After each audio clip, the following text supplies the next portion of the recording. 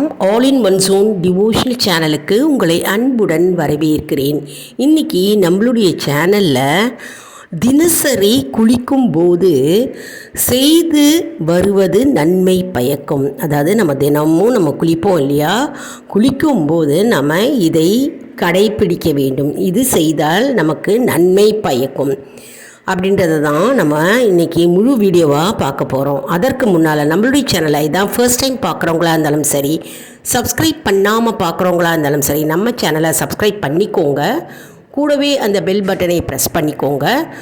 All என்கின்ற ஆப்ஷனையும் press பண்ணிக்கோங்க. அப்போ தான் நான் போடுற வீடியோஸ் எல்லாம் உங்களுக்கு உடனுக்குடன் நோட்டிஃபிகேஷனில் மிஸ் பண்ணாமல் தெரிய வரும். சரி, வாங்க இப்போ நம்ம வீடியோக்குள்ளே போகலாம். அதாவது நம்ம தினமும் குளிக்கும்போது கிழக்கு முகமாக, அதாவது கிழக்கு நோக்கி நம்ம நின்றுண்டு குளிக்க வேண்டும். அப்படி குளித்தால் நமக்கு உடலுக்கும் மனதுக்கும் நல்லது. அதனால் நம்ம கிழக்கு நோக்கி நின்று குளிக்க வேண்டும்.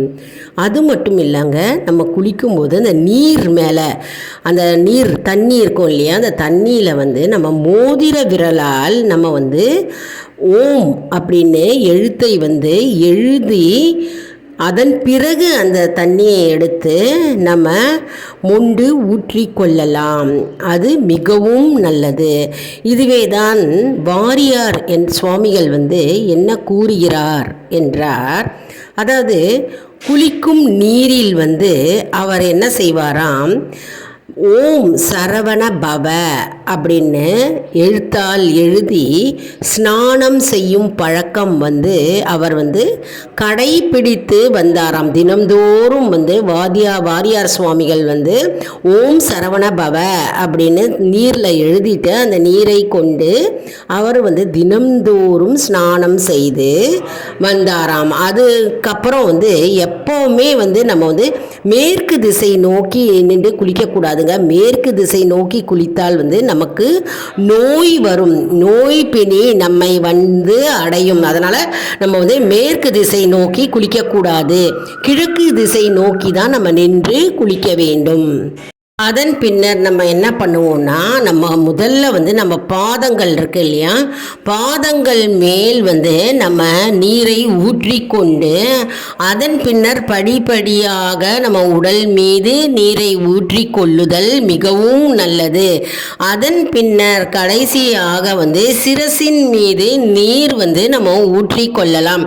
இப்படி தான் நம்ம குளிக்கும் முறையை நாம் கடைபிடிக்க வேண்டும். அதாவது நம்ம குளிக்கும்போது அந்த நீர் இருக்கு இல்லையா, தண்ணிக்கு மிகவும் ஆகர்ஷண சக்தி இருக்குங்க.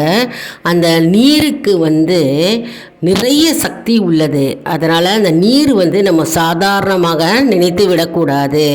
அதாவது குளிக்கும்போது அந்த நீரை அந்த தண்ணியை நம்ம கங்கையாகவும் யமுனை நதியாகவும் கோதாவரியாகவும் போன்ற புண்ணிய நதிகளில் நாம் நீராடி கொண்டிருக்கும் அப்படின்னு நம்ம எண்ணத்தை கொண்டு வர வேண்டும். அது மட்டும் இல்லைங்க, அந்த தண்ணீர் அனைத்து நதிகளும், அதாவது கங்கை யமுனை கோதாவரி எல்லா புண்ணிய நதிகளும் அந்த நீரில் கலந்திருப்பதாக நம்ம மனதில் நினைத்து தியானித்து அதன் பின்னர் நம்ம தலைக்கு ஊற்றி கொள்ள வேண்டும்.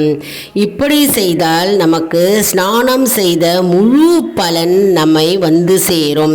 அது மட்டும் இல்லைங்க, திருமூலர் என்ன கூறுகிறார் அப்படின்னா, நம்முடைய உள்ளம் இருக்கு இல்லையா, உள்ளம் பெருங்கோவில், உள்ளம் கோவிலாகவும் மற்றும் ஊனுடம்பே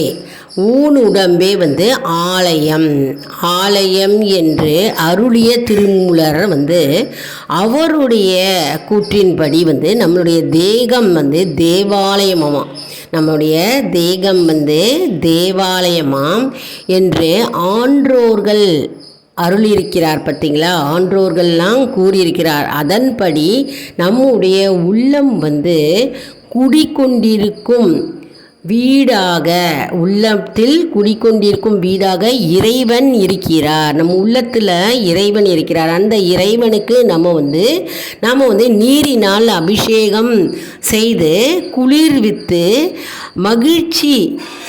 மகிழ்ச்சி அடைவதாக வழிபாடு செய்வதும் சாலச் சிறந்ததாகும். அதாவது உள்ளத்தில் இறைவன் இருக்கிறார். மனமே இறைவன் இருக்கும் கோவிலாகவும், நம்முடைய தேகம் ஒரு ஆலயமாகவும் நாம் என்ன நினைக்கணும்னா, அந்த நம்ம உள்ளத்தில் இருக்கிற இறைவனுக்கு நம்ம தினம்தோறும் நீரினால் அபிஷேகம் செய்கிறோம். அவரை நம்ம குளிர்வித்து அவரை மகிழ்ச்சிப்படுத்துகிறோம் அப்படின்னு நம்ம மனதார சூட்சமமாக நம்ம நினைத்து தினமும் நாம் குளிப்பது மிகவும் சிறந்ததாகுமாம். அது மட்டும் இல்லைங்க, நம்ம உள்ளத்தில் இருக்கும் ஈசன் இருக்கிறார் இல்லையா, ஈசன் எப்போதும் உறைந்துள்ளான். அதாவது ஈசன் எப்போதுமே உள்ளுக்குள்ள நம்ம மனதில் இருக்கிறார் என்று நாம் நம்ப வேண்டும். நம்மை வழி நடத்துகிறார். அதாவது அவர் நம்மை எப்பொழுதுமே வழி நடத்துகிறார். நம்ம உள்ளத்தில் இருக்கிற ஈசன், நம்ம உள்ளத்தில் இருக்கும் தெய்வம், இறைவன் ஆனவர் நம்மை தினம்தோறும் வழி நடத்தி கொண்டிருக்கிறார் என்று நம்ம நம்ப வேண்டும் என்ற இந்த உண்மையை நம்ம மறக்கவே கூடாதுங்க. இது என்ன தெரியுமா, இது மானசீகமான பூஜையின் ஒரு பகுதியாகும். இது சூட்சமாகவும் மானசீகமாகவும் ஒரு பூஜையின் ஒரு பகுதியாகும். இது ஒரு சூஷ்ம பூஜை அப்படின்னு கூறியிருக்கிறார். அதாவது தினசரி நம்ம குளிக்கும்போது கடைப்பிடிக்க வேண்டிய அற்புதமான சில விஷயங்களை தான் நம்ம இன்னைக்கு பார்த்தோம். இது நமக்கு நன்மை தரும். அதாவது நமக்கு நன்மையை தான் தரும். இது எதுவும் கேடு விளைவிக்காது. நமக்கு நல்லது தான் கொண்டு சேரும். அதனால் நாம் குளிக்கும்போது நம்ம கங்கையாகவும் காவிரியாகவும் கோதாவரியாகவும் யமுனையாகவும் நம்ம நினைத்து அந்த கங்கா ஸ்நானம் நீரை எடுத்து நம்ம ஸ்நானம் செய்தால் மிகவும் நன்மை பயக்கும் என்பது நம்பிக்கை. இது நம்ம அவசர யுகத்தில் இப்போ இந்த காலத்தில் தான் நம்ம அப்படியே குளிச்சுட்டு தான் நம்ம போகிறோம். நமக்கு நேரமின்மை காரணமாகவும் மற்றும் நம்ம வேலைக்கு போகிறவங்க இருக்கோம். அதனால் வேலை பலு காரணமாகவும் நமக்கு இதெல்லாம் நம்ம சிந்தனை பண்ணுவதற்கு நமக்கு நேரம் இல்லை. ஆனால் முறைப்படி எப்படி தினசரி குளிக்கணும் அப்படின்னா நாம் இதில் வாரியார் சொன்னதை பற்றி நம்ம பார்த்துருக்கோம். அதே மாதிரி திருமூலர் என்ன சொல்லியிருக்கிறார் அப்படின்றதையும் நம்ம பார்த்துருக்கோம் இல்லையா. அதனால் இதை கடைப்பிடித்தால் மிகவும் நல்லது. அந்த காலத்தில் பார்த்தோம்னா நம்மளுடைய பாட்டிமார்கள், நம்முடைய முன்னோர்கள்லாம் சில பேருக்கு தெரிஞ்சிருக்கும். அதாவது அவங்க குளிக்கும்போது நம்மளுடைய பாட்டிமார்கள்லாம் ஓம் முருகா ஓம் முருகா ஓம் முருகான்னு சொல்லி குளிப்பாங்க. அப்படிலாம் ஓம் சரவணபவ ஓம் சரவணபவ ஓம் சரவணபவன்னு சொல்லிகிட்டே நீரை எடுத்து ஜலத்தை எடுத்து ஸ்நானம் செய்வார்கள். அது மட்டும் இல்லைங்க, இந்த நீரில் நீர், அதாவது தண்ணி வச்சுருப்போம் இல்லையா, அந்த பக்கெட் நிறையா தண்ணி, அந்த தண்ணியில் அந்த நீரில் ஓம் சரவண பவ அப்படின்னும் எழுதிட்டு சில பேர் குளிக்கும் பழக்கத்தையும் நாம் சிலர் வீடுகளில் நம் முன்னோர்கள் செய்வதை நாம் பார்த்துருக்குறோம். அதே மாதிரி அவர்கள் என்ன நினைப்பாங்கன்னா, இப்போது தீபாவளி அன்னைக்கு நம்ம காலங்காலத்தால் அதிகாலையில் குளிப்போம்.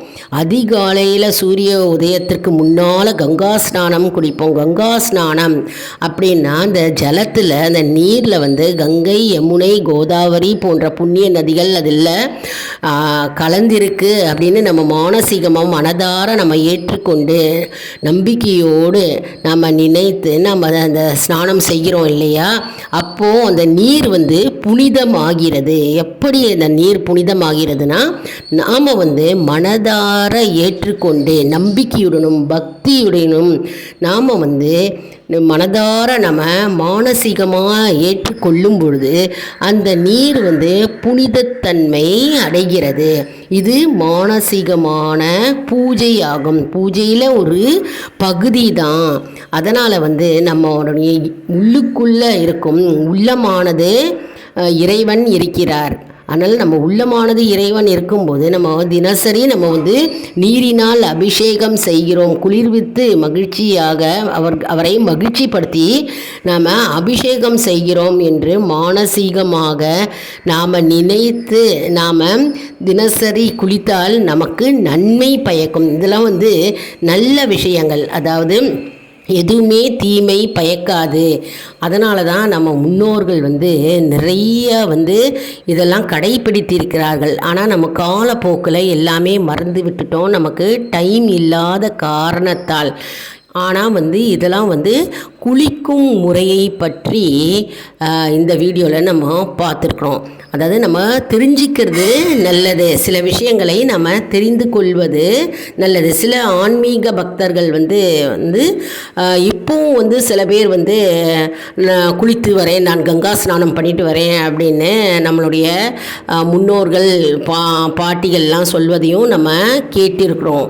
அதனால் நம்ம இந்த வீடியோவில் வந்து குளிக்கும் முறையை பற்றி மற்றும் வந்து தினசரி குளிக்கும்போது நம்ம இதை செய்து வந்தால் வந்து நமக்கு நன்மை பயக்கும் அப்படின்றத நம்ம இன்னைக்கு பார்த்தோம். நண்பர்களே, இந்த வீடியோ உங்களுக்கு மிகவும் பயனுள்ளதாக இருக்கும் என்று நான் நம்புகிறேன். இந்த வீடியோவுக்கு ஒரு லைக் கொடுங்க, இதை மற்றவர்களுக்கும் ஷேர் செய்யுங்கள், அவர்களும் பயனடையட்டும். எப்போவுமே நல்ல விஷயங்களை நாம் நிறைய ஷேர் செய்யும்போது அவர்கள் பலனடைவார்கள் இல்லையா? அதன் மூலம் நமக்கு வந்து நன்மை வந்து சேரும். அதனால் நிறைய உங்கள் ஃப்ரெண்ட்ஸ், ரிலேஷன் அவங்களுக்கெல்லாம் வந்து இந்த வீடியோவை ஷேர் செய்யுங்கள். நம்ம தினசரி நம்ம குளிக்கும்போது நம்ம என்ன விஷயங்களை நம்ம கடைப்பிடிக்க வேண்டும் என்று அவர்களும் தெரிந்து கொள்ளட்டும். அது மட்டும் இல்லைங்க, மானசீகமான பூஜை அப்படின்னா என்ன அப்படின்றதையும் அவங்க தெரிந்து கொள்ளட்டும். மேலும் ஆல் இன் ஒன் ஜோன் அன்பர்களுக்கு ஒரு அன்பான வேண்டுகோள், நம்முடைய கம்யூனிட்டி போஸ்ட்டில் கேள்வி பதில் நேரம் வருங்க. இந்த கேள்விகளுக்கு பதில் தாங்க. இதன் மூலம் நம்முடைய ஆன்மீக பயணம் எப்படி இருக்கிறது என்பதை நாம் தெரிந்து கொள்ளலாம் இல்லையா? இது சப்ஸ்கிரைப் செய்தவர்களுக்கு மட்டுமே தெரிய வரும். அதனால் நம்முடைய சேனலை மறக்காமல் சப்ஸ்கிரைப் செய்து கொள்ளுங்கள். அடுத்த வீடியோவில் வேறு ஒரு தலைப்புடன் உங்களை வந்து சந்திக்கிறேன். நன்றி, வணக்கம்.